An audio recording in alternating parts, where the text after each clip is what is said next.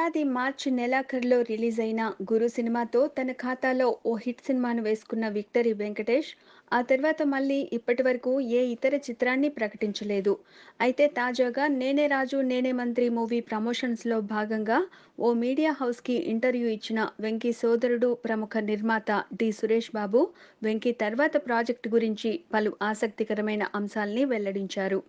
వెంకటేష్ తర్వాత సినిమాతో ఓ కొత్త దర్శకుడు పరిశ్రమకి పరిచయం కానున్నాడని చెప్పిన సురేష్ బాబు, ప్రస్తుతం ఆ చిత్రానికి సంబంధించిన ప్రీ ప్రొడక్షన్ వర్క్ జరుగుతోందని అన్నారు. అంతేకాకుండా వెంకీ కొత్త సినిమాలో రాజమౌళి 'ఈగ' సినిమా మాదిరిగా ఓ జంతువుకి కీలక పాత్ర ఉండనుందని స్పష్టం చేశారు. అంతర్జాతీయ స్థాయిలో భారీ వీఎఫ్ఎక్స్ వర్క్స్ సహాయంతో తెరకెక్కించనున్న ఈ సినిమాకి సంబంధించిన స్క్రిప్ట్ వర్క్ ఎంతో ఆసక్తిని రేకెత్తిస్తోందని సురేష్ బాబు తెలిపారు. సురేష్ బాబు చెప్పిన వివరాల ప్రకారం వెంకీ తర్వాత ప్రాజెక్ట్ భారీ థ్రిల్లర్ సినిమా కానుందని అర్థమవుతోంది. Please subscribe. Hi, it's me Purna. Please subscribe.